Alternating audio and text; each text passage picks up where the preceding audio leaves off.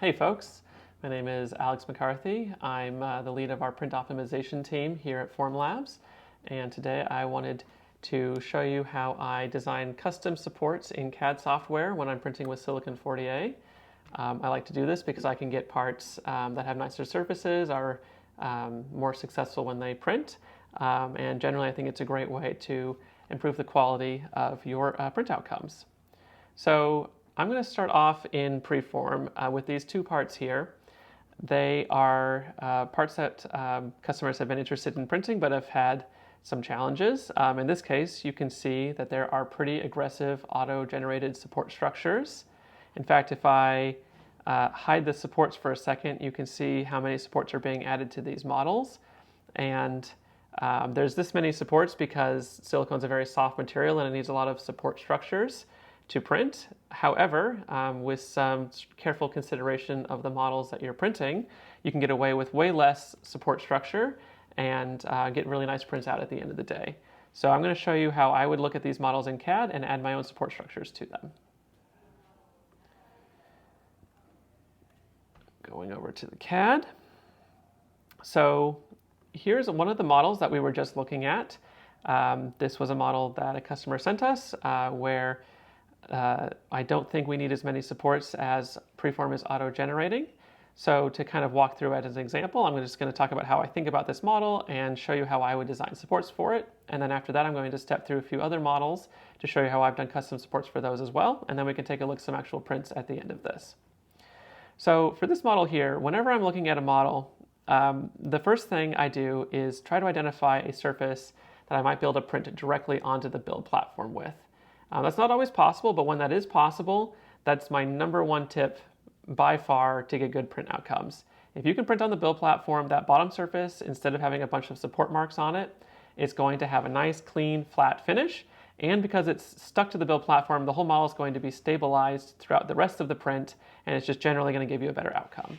So looking at this model, I think that this surface here is a nice candidate. It's got a good amount of area, and if you look at the rest of the model, most of the model is basically vertical walls that are self-supporting up from this surface. So I would pick this as how I would orient it myself mentally while I'm adding custom CADed supports.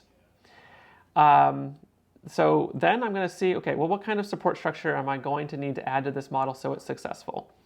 Kind of working from my way from the bottom to the top. The first feature that I'm going to look at is this sort of circular wall that's around. I'm going to take a look at how thick this wall is by just taking a measurement here. Looks like it's about 1.5 millimeters thick. That's relatively thin, but because it's in a nice tight radius and the model itself is only about 5 centimeters tall, I think it's going to be totally fine. I don't think we need to worry about the printability of this wall, given that it's already starting off at a good point on the build platform. Same with these little fins coming off the side. These are very small. They're very well supported by the wall that they're attached to. No problems there. And I would say if we look sort of down the barrel of this model, there's this sort of slab that's coming up through the middle. That's nice and thick. That's well supported as well. I'm not worried about that.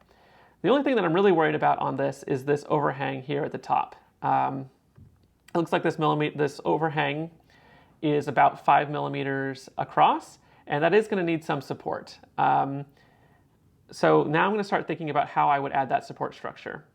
One thing that we could do is drop down some support material from this overhang onto this surface down here, and I'm sure that would work well, but if we do that, when we remove the support material, we're going to have some marks left over on this surface here, and I think we can avoid that and just get a nicer part out at the end of the day.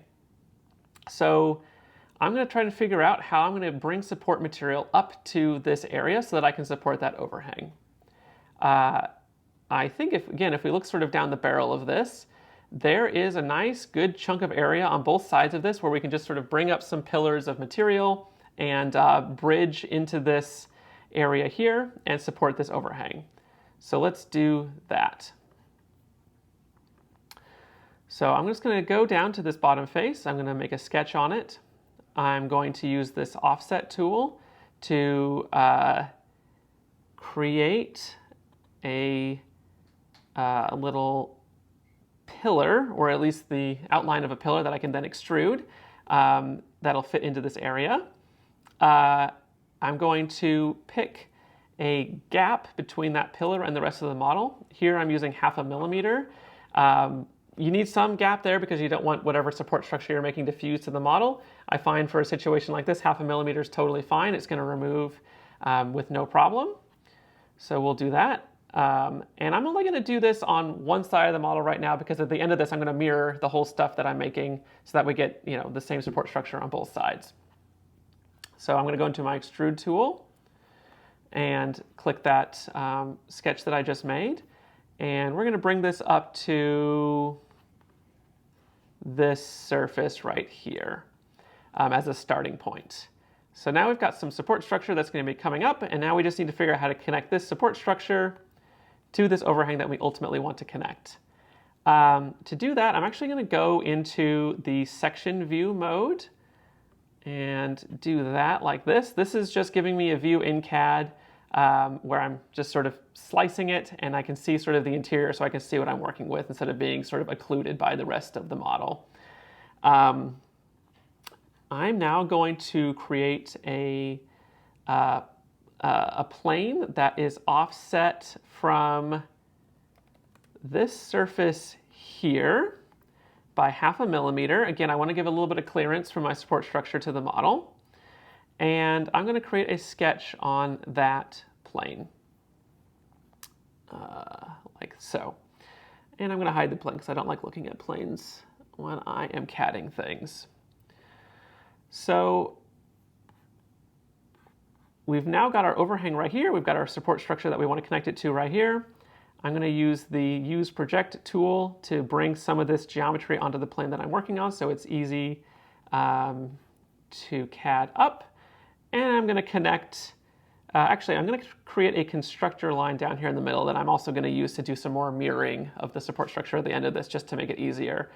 That's sort of one tip that I have when I go through a lot of silicone models that I'm custom supporting. A lot of times the support structure can be pretty repetitive, so if I CAD up the sort of base geometry that I want and then I can use some sort of patterning or mirroring tool later on, it'll just save me a lot of time. So I've created that, and now I'm going to bring a line over here, and I'm going to bring another line over here, and I'm going to set this angle here to 45 degrees. I find that for short distances, silicone can totally print a 45-degree overhang without any additional support material. It's a good rule of thumb that I use. So I'm going to set it like that. And then I'm going to set a little bit of gap here, and you'll see why I am doing that a little bit later on in this video. All right, so I'm going to exit that. I'm going to use my extrude tool to create some more support structure like so. And I'm going to go out of the section view so we can take a look at the whole model again. All right, so you can see the little bit of material that we've added onto this. I'm going to use the mirror feature to extend this over here. Actually, let me do that as an addition. All right, so now it's kind of coming together. You see we've got some support material coming up. It's bridging over to support the overhang that we have here. I'm going to do a little bit of cleanup because you can see that when I've created this, I've created these little overhangs that I don't want to have to deal with. So let me just clean that up really quick by going and making a sketch on the bottom again. I'm going to again use the Use Project tool to create this little rainbow slice, and I'm going to use the extrude tool to make a sort of cut with that. And you'll see what that's going to do up here is it's just going to trim off these little overhangs that I created. So now that's great. And now I can Boolean my two bits of support structure together to make that as one.